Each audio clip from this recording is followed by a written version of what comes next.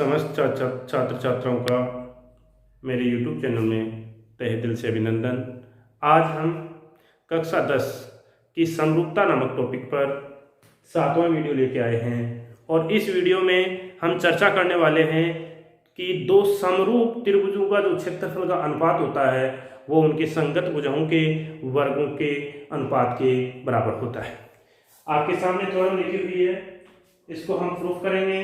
तो यहाँ हमारे पास दिया हुआ क्या है, सबसे पहले वो देखिए। हमें दिया हुआ है दो समरूप त्रिभुज हैं और सिद्ध क्या करना है कि उनके जो क्षेत्रफल है उनका अनुपात संगत भुजाओं के वर्गों के अनुपात के समान होता है। तो सबसे पहले इस प्रमेय को सिद्ध करने के लिए हमें दिया हुआ है, क्या दिया हुआ है, त्रिभुज ए बी सी व त्रिभुज डी ई एफ समरूप है। ये चीज हमें दी हुई है। सिद्ध क्या करना है, सिद्ध करना है कि त्रिभुज एबीसी का क्षेत्रफल बटे त्रिभुज डीईएफ का क्षेत्रफल बराबर होता है संगत भुजा। इसकी संगत भुजा भाई दोनों त्रिभुज ये दोनों हमें दिया हुआ है समरूप है। हमें पूछ रहा है कि संगत इनके जो क्षेत्रफलों का अनुपात है वो संगत भुजाओं के वर्गों के अनुपात के बराबर है।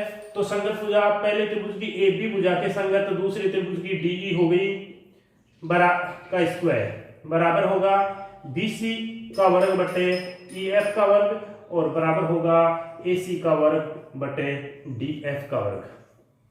ये हमें सिद्ध करना है। इनमें से यदि कोई एक हम सिद्ध कर देंगे तो फिर आगे लिख देंगे इसी प्रकार सिमिलरली। अब यहाँ रचना में क्या करना है, यहाँ रचना करनी पड़ेगी हमें। सबसे पहले जो दो त्रिभुजों की बात कर रहा हूं वो त्रिभुज में आपको बता दूं कि ये मेरे पास कोई दो त्रिभुज ए बी सी है और एक त्रिभुज मेरा ये आप डी ई एफ है। अब यहां पर इसमें जो रचना करेंगे तो उस रचना में लिख दीजिए रचना। यहां इससे समूह भुजा पर एक लंब डाल दिया ए एल, समूह भुजा पर लंब डाल दिया ए एल और यहां से इस समूह भुजा पर लंब डाल दिया डी एम। तो लिख दीजिए ए एल लंब बी सी व डी एम लंब ई एफ खींचा। इसमें कोई डाउट नहीं होना चाहिए किसी प्रकार का। अब हम आगे बढ़ते हैं। ये इतना समझ में आ गया होगा। पर मैं आपको कह रही है कि दो समरूप त्रिभुजों के क्षेत्रफलों का जो अनुपात है वो उनकी संगत भुजाओं के वर्गों के अनुपात के समान है। तो यहां पर त्रिभुज हम ले रहे हैं, एक त्रिभुज एबीसी ले रहे हैं, एक डीईएफ ले रहे हैं। ये हमें दिया हुआ है, समरूप है। सिद्ध हमें करना है कि दोनों ये जो त्रिभुज है इनका जो क्षेत्रफलों का अनुपात है वो इनकी संगत भुजाओं के वर्गों के अनुपात के तुल्य है, यानी ये है।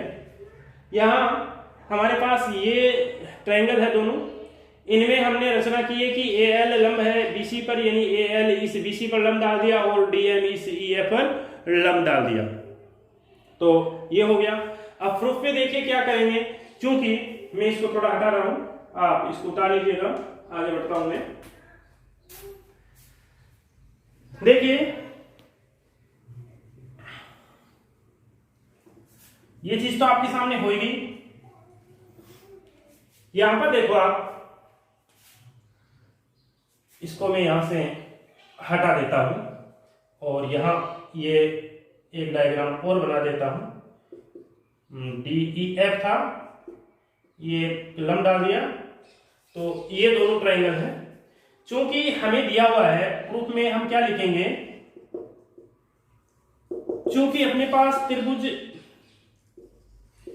एबीसी समरूप है त्रिभुज डीईएफ है कि नहीं। अब ये समरूप है तो हम यहाँ ये कह सकते हैं कि कोण ए जो है कोण डी के बराबर होगा, कोण बी कोण एफ के ई के बराबर होगा एंड कोण सी कोण एफ के बराबर होगा। आपको समरूपता की जो कसौटी बताई थी, आपको जो समरूपता की कसौटी बताई थी, उस कसौटी के अकॉर्डिंग ये चीज हो जाएगी कि हम जानते हैं कि यदि कोई दो त्रिभुज समरूप है तो उनके संगत जो कोण है वो बराबर होते हैं और संगत भुजाओं का जो अनुपात होता है वो निश्चित होता है, नियत होता है। तो इसी बेस पर मैंने ये लिख दिया। अब देखिए भाई, यहां से मैं आपको ये बोल दूं कि जब हमने यहां रचना में ये लंब डाला है दोनों त्रिभुजों में, तो यहां से मैं त्रिभुज एक तो आपका सबसे पहले त्रिभुज ले लूं, कौन सा, चलो एक बार इनकी भुजाओं का अनुपात भी लिख देता हूं मैं। समरूप है इसलिए तीनों कोण आपस में बराबर होंगे यानी संगत कोण, और ए बी बटे में होगा डी ई बराबर होगा बी सी बटे ई एफ और बराबर होगा ए सी बटे क्या डी एफ। ये कहां से लिखा है, हमें दिया हुआ है कि दोनों त्रिभुज समरूप है और हम जानते हैं समरूप त्रिभुजों के लिए संगत कोण बराबर होते हैं और संगत भुजाओं का अनुपात नियत होता है।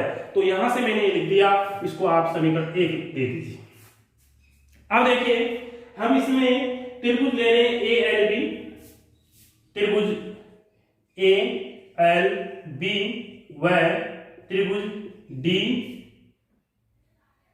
ए एल बी और डी एम ई में। क्या आप यहां जानते हो कि कोण बी बराबर है कोण ई? क्लियर है? बी और ई यहां से बराबर ले लिए दोनों त्रिभुजों में, एक तो ये त्रिभुज ले रहा हूं एक ये त्रिभुज ले रहा हूं, दोनों में बी और ई कोण बराबर हो गए। साथ में आपका जो कोण एल है वो कोण एम के बराबर है। तो हम यहां दोनों त्रिभुजों में क्या देख रहे हैं, हम यहां दोनों त्रिभुजों में देख रहे हैं कि दोनों कोण बराबर है। क्या बराबर है? दोनों कोण बराबर है, दो कोण बराबर है। एक तो बी कोण ई कोण के बराबर हो गया और ये 90 डिग्री का हो गया, लिखना चाहो तो लिख सकते हो 90 डिग्री। अतः यहां डबल ए कसौटी से यानी कोण कोण कसौटी से, इसलिए डबल ए कसौटी या नियम कसौटी से क्या हो जाएगा, त्रिभुज ए एल बी समरूप हो जाएगा त्रिभुज डी एम ई।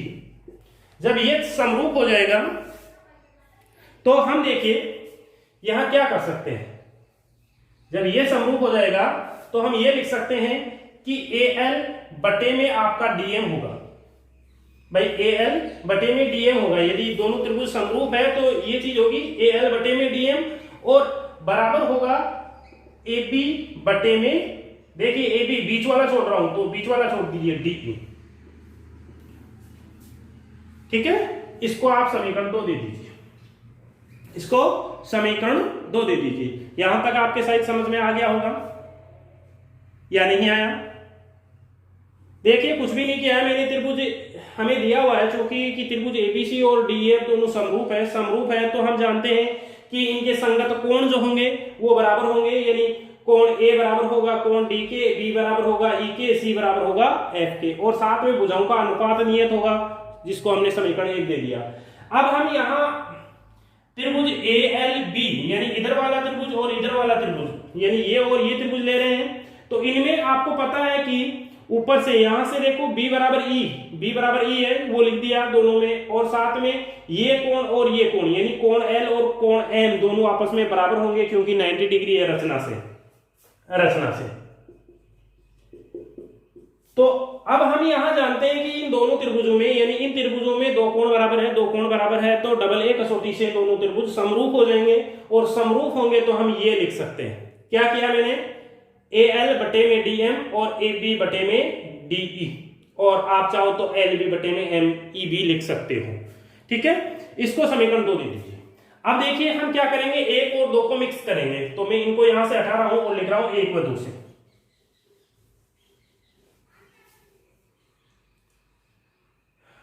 देखो सॉरी मैं एक बार 1 को हमने हटा दिया, दोबारा लिख देता हूं, ए बी बटे में डी ई था और बी सी बटे में ई एफ था और ए सी बटे में डी एफ था। ये समीकरण 1 था, तो लिख दीजिए 1 व 2 से, 1 व 2 से, 1 व 2 से क्या होगा, AB बटे में DE बराबर होगा BC बटे में EF बराबर होगा AC बटे में DF और बराबर होगा AL बटे में DM। ये क्यों होगा भाई, ये क्यों होगा वो आपके सामने है, क्यों होगा, क्यों होगा, क्योंकि देखिए AB बटे DE, यहां पर AB बटे DE, तो यहां पर ये तीनों तो मैंने लिख दिया, और चूंकि AB बटे DE जो है वो AL बटे DM के बराबर है, ठीक है, तो इसको समीकरण 3 दे दीजिए। अब मैं देखो क्या लिखूंगा, त्रिभुज ABC का क्षेत्रफल बटे में त्रिभुज DEF का क्षेत्रफल। आपको पता है कि त्रिभुज का जो क्षेत्रफल होता है उसका जो फॉर्मूला होता है वो होता है 1/2 आधार गुणा ऊंचाई, 1/2 आधार गुणा ऊंचाई, तो 1/2 आधार कितना है भाई इस त्रिभुज का ABC का, BC आधार है, इनटू ऊंचाई कितनी है AL। दोबारा देख लीजिए, इस त्रिभुज का यदि क्षेत्रफल देखेंगे तो 1/2 आधार गुणा ऊंचाई होगा, आधार या BC है, ऊंचाई AL है, बटे में वही 1/2 आधार कितना है इस नीचे वाले त्रिभुज का EF है, क्या है EF गुणा में DM। देखिए 1/2 से 1/2 कट गया, यहां मैं लिख रहा हूं BC बटे में EF गुणा में AL बटे में DM, AL बटे में DM। अब भाई एक सेकंड देखिए, आप AL बटे में DM लिखा है मैंने, इस AL बटे में DM को हम क्या लिख सकते हैं समीकरण 3 से, AL बटे में DM को क्या BC बटा EF नहीं लिखा जा सकता, तो ये लिख दिया मैंने, BC बटे में EF तो पहले से था गुणा AL बटे DM, AL बटे DM, इसकी जगह में ये BC बटे EF लिख रहा हूं, BC बटे EF क्यों लिखा, समीकरण 3 से, समीकरण 3 से लिखा है, तो यहां ये क्या हो गया BC स्क्वायर बटे EF स्क्वायर। क्या सिद्ध हो गया भैया, आपका सिद्ध हो गया कि किन्हीं दो त्रिभुजों के क्षेत्रफलों का अनुपात, जो समरूप त्रिभुज है उनके क्षेत्रफलों का अनुपात जो होगा वो देखिए क्या है BC का वर्ग बटे EF का वर्ग, ठीक है। इसी प्रकार भाई ये चीज है, अब यहां से हम BC बटे EF की जगह AB बटे DE लिख सकते हैं, AC बटे DF लिख सकते हैं, AL बटे DM लिख सकते हैं, तो यह आपका सिद्ध हो गया। इसी प्रकार आप लिख सकते हो, तो यह आपका हो गया। इसको मैं यहां से एक सेकंड ऊपर वाला यहां से हटा देता हूं, यहां लिख दीजिए इसी प्रकार,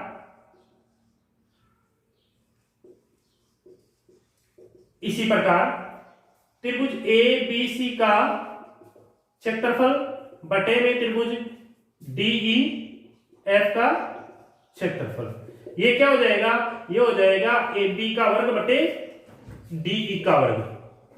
अरे भाई BC और EF समीकरण 3 से देखें तो BC अपॉन EF की जगह AB अपॉन DE लिखा जा सकता है, क्या इसकी जगह AC बटे DF नहीं लिखा जा सकता, क्या इसकी जगह AL बटे DM नहीं लिखा जा सकता, क्या इसकी जगह BC बटे EF नहीं लिखा जा सकता।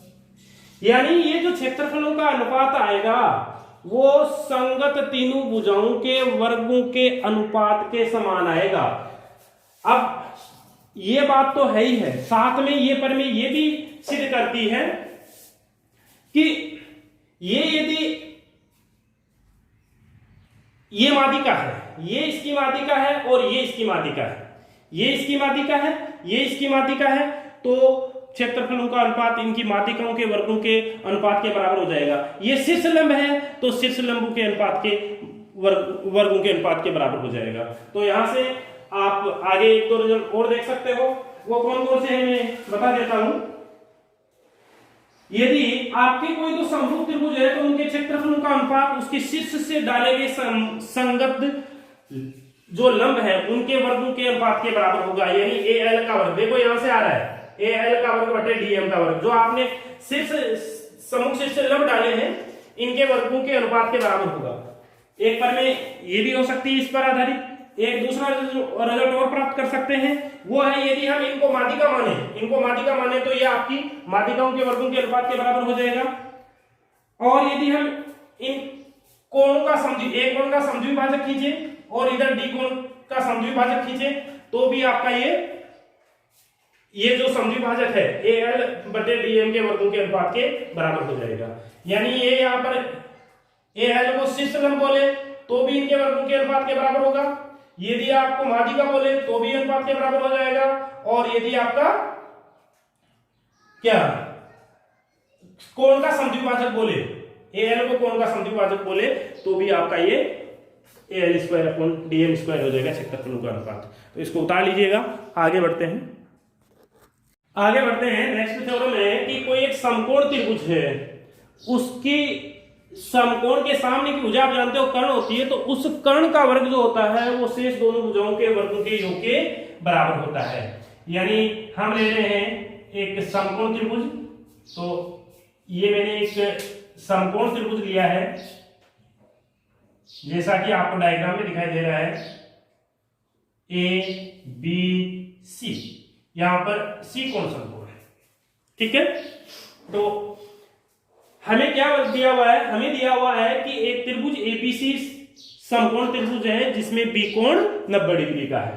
हमें यह सिद्ध करना है कि समकोण के सामने की भुजा यानी कर्ण का जो वर्ग होता है वो शेष दोनों भुजाओं के वर्गों के योग के बराबर होता है। यानी कक्षा 7 में आपने जो पाइथागोरस प्रमेय पढ़ी है उसको हम यहाँ प्रूफ करने जा रहे हैं। तो देखिए दिया हुआ है वो लिख दीजिए, दिया है त्रिभुज ABC एक समकोण त्रिभुज है, एक समकोण त्रिभुज है जिसमें कोण B बराबर 90 डिग्री, ये चीज दी हुई है। सिद्ध क्या करना है भैया आपको, वो लिख दीजिए। सिद्ध करना है समकोण के सामने की भुजा कर्ण होती है, आपको पता है। तो सबसे बड़ी भुजा ये कर्ण, यानी कर्ण कौन हुआ इस त्रिभुज में AC का वर्ग शेष दोनों भुजा AB का वर्ग प्लस BC का वर्ग, शेष दोनों भुजाओं के वर्गों के योग के बराबर। ये रिजल्ट आपको यहां फाइंड आउट करना है। तो इसको फाइंड आउट करने के लिए क्या करना पड़ेगा वो देखिए, वो समझिए। यहां पर हमें रचना करनी पड़ेगी, और रचना क्या करेंगे, ये जो B कोण है इस B शीर्ष से सामने वाली भुजा पर लंब डाल देते हैं, तो ये डाल दिया, इसको D नाम दे दो। लिख दीजिए रचना में आपने जो किया है, रचना में आपने क्या किया,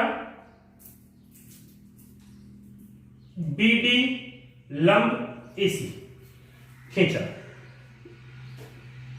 ठीक है। यह आपने इसमें रचना कर दी। अब हम यहां अपने इस रिजल्ट को सिद्ध करने के लिए कुछ एक्टिविटी करेंगे, तो आप यहां लिख दीजिए प्रूफ। सर्वप्रथम में त्रिभुज ADB व त्रिभुज ABC में देख रहा हूं क्या चीज। देखिए भाई, एक तो इस छोटे वाले त्रिभुज में, इस त्रिभुज में, और एक इस पूरे त्रिभुज में, क्या आप जानते हो कि कोण A बराबर कोण A है? दोनों में A कोण उभयनिष्ठ है कि नहीं है? ये कोण दोनों में ही काम आ रहा है, इस छोटे वाले में आ रहा है, बड़े वाले में भी आ रहा है। दूसरी बात, आप एक चीज और देख रहे हो कि कोण ADB बराबर है कोण ABC। क्या बराबर है भाई? आपने रचना की थी तो ये 90 डिग्री लंब डाला था, तो ये 90 डिग्री का है, तो इधर वाला भी 90 होगा, तो दोनों 90 डिग्री के हो गए। यानी ये 90 डिग्री का आपका रचना से हो गया, और ये ऊपर वाला भी, यानी बड़े वाले त्रिभुज में जो कोण है वो आपको 90 डिग्री का दे रखा है, और छोटे वाले त्रिभुज में रचना से हो गया। तो इसलिए एक कसौटी से या नियम से क्या हो जाएगा, त्रिभुज। देखिए दो कोण कौन कौन से समान है, एक तो A कोण एक के समान है, यानी ये A और D दोनों कोण संगत कोण के बराबर है, तो कोण ADB ये त्रिभुज हो गया। यानी आपको जो त्रिभुज का नाम लिखना है जिसको आप समरूप कर रहे हो उसको ध्यान में रखते हुए करना है कि संगत चीजों को इक्वल करते हुए चलना है। तो इसका ए और इसका डी कोण, दोनों ये कोण, इन दोनों कोणों के संगत अगले वाले त्रिभुज में कौन सा होगा? त्रिभुज इसमें देखिए ए कोण और इसमें बी कोण, तो ये समरूप है। दोबारा देख लीजिए, जो संगत चीज है उनको क्रम से लिखेंगे। छोटे वाले त्रिभुज में ए कोण बड़े वाले का ए कोण के बराबर है, क्लियर। फिर छोटे वाले का डी कोण बड़े वाले के बी कोण के बराबर है, और फिर जो शेष बचा है उसको लिख दीजिए, क्लियर। तो ये हो गया। अब ये समरूप है, इसलिए आप क्या जानते हो, समरूप है, हो गए। अब आप ऐसा लिख सकते हो, क्या क्या लिख सकते हो भाई? आप लिख सकते हो यहां कि ए डी, ये ए डी बटे ए बी बटे ए बी बराबर ए बी, ये बीच वाला छोड़ दो इसमें, तो ए बी हो गया, इसमें बीच वाला छोड़ दो ए सी हो गया। इसको थोड़ा सिंप्लीफाई कर लीजिए, देखिए दोबारा देख लीजिए, दोनों त्रिभुज समरूप है, संगत चीजें बराबर होगी, संगत भुजाएं बराबर होगी, तो इसके फर्कम दो ले रहा हूं, यानी ए डी ले रहा हूं, इसका ए बी होगा, तो ए डी बटे ए बी, इसका बीच वाला छोड़ रहा हूं तो ए बी, और इसका बीच वाला छोड़ रहा हूं तो ए सी। इसको मैं क्या लिख सकता हूं? इसको लिख सकता हूं, देखो ए बी को ए बी से गुणा करेंगे तो ए बी का वर्ग हो गया, इधर क्या हो गया, ये ए डी गुणा ए सी हो गया। इसको आप समीकरण 1 डाल दीजिए, कोई डाउट नहीं होना चाहिए। आगे चलते हैं। अब इधर वाला त्रिभुज ले लीजिए, ये त्रिभुज ले लीजिए छोटे वाला, तो त्रिभुज CDB, CDB व त्रिभुज ABC में, ठीक है। देखिए आप देख रहे हो कि दोनों में सी कोण उभयनिष्ठ है, इसका सी कोण ये कोण और इस बड़े वाले का सी कोण दोनों में उभयनिष्ठ हो गया। लिखना चाहो तो लिख सकते हो उभयनिष्ठ, ठीक। और कोण इसका देखिए CDB बराबर होगा ABC, ठीक है। ABC या CAB कुछ भी लिख दीजिए, CBA लिख दीजिए, यानी इसका ये कोण 90 डिग्री, इसका ये कोण 90 डिग्री बराबर 90 डिग्री। इसलिए डबल ए कसौटी से, डबल ए कसौटी से क्या होगा भाई? कौन सा त्रिभुज? देखिए इसका सी कोण और इसका सी कोण, तो ये त्रिभुज का सी कोण, इधर इस त्रिभुज का सी कोण, दोनों इक्वल थे। इसका डी के बराबर है, इस छोटे वाले का डी, इसका किसके बराबर है? बी के बराबर है। इसका क्या बचा भाई? बी बचा, और इसका क्या बचा? इसका ए बचा। तो ऐसे लिखो, दोबारा देख लीजिए, छोटे वाले का सी बड़े वाले के किसके संगत है? सी कोण सी के संगत है। फिर छोटे वाले का डी कोण बड़े वाले के किसके संगत है? बी के संगत है, और जो शेष बचा वो आपस में संगत हो जाएगा। तो ये समरूप हो गया। इसलिए क्या लिख दूं? बी सी डी लिख दूंगे यहां, चलो लिख देता हूं सी डी बटे में बी सी या सी डी, कोई दिक्कत नहीं होनी चाहिए। अब मैं एक बार बीच वाले को छोड़ने, यहां से सी बी लिख रहा हूं और यहां से बीच वाले को छोड़ूंगा तो सी ए हो गया। यानी इसको क्या लिखा जा सकता है? इसको लिखा जा सकता है सी डी बटे में बी सी बराबर बी सी बटे में ए सी। क्लियर? अब मैं थोड़ा ऊपर से हटाने जा रहा हूं, तो मैं यहां से हटा देता हूं थोड़ा इसको यहां से हटाऊंगा तो क्या मिलेगा? देखिए यहां से मैं इसको BC गुना BC स्क्वायर कर दूं, BC स्क्वायर बराबर क्या हो गया? CD गुना AC हो गया। इसको समीकरण 2 दे दीजिए, ठीक है। अब मैं इसको हटा रहा हूं, आप उतार लीजिएगा इसको जल्दी से। चलो देखिए भाई क्या करना है, समीकरण 1 और 2 को जोड़ दीजिए। 1 + 2 करने पर, 1 + 2 करने पर, 1 + 2 करेंगे तो क्या होगा? AB का वर्ग प्लस BC का वर्ग। देखो इधर AB का वर्ग, इधर BC का वर्ग बराबर क्या होगा भाई? ये होगा AD गुना AC प्लस CD गुना AC। ये हो गया क्या? जरा देखिए दोनों में कॉमन क्या है? AC कॉमन है, तो ये लो AC बाहर निकाल लिया, यहाँ क्या बचा AD, इधर क्या बचा CD। अब मेरे को बताओ AD और CD दोनों का जोड़ क्या है, AD और CD दोनों का जोड़ AC है क्या, तो AC गुणा AC, भाई इसकी जगह देखिएगा AD प्लस CD AC हो गया, तो ये क्या हो गया AB का वर्ग प्लस BC का वर्ग बराबर AC का वर्ग हो गया, AC गुणा AC AC का वर्ग हो गया। इस प्रकार से ये आपकी थ्योरम सिद्ध हो जाती है। इसका विलोम है, इसका विलोम हम नेक्स्ट वीडियो में करेंगे क्योंकि काफी बड़ा वीडियो हो जाएगा। तो ये दो थ्योरम बताई है, इनको ढंग से कीजिए आप, तो उतार लीजिएगा इसको, और इस चैनल को जितना हो सके उतना ज़्यादा शेयर कीजिए, लाइक कीजिए और सब्सक्राइब कीजिए। सभी ज़रूरतमंद लोगों तक इस वीडियो को पहुंचाइए ताकि जो गवर्नमेंट की मंशा है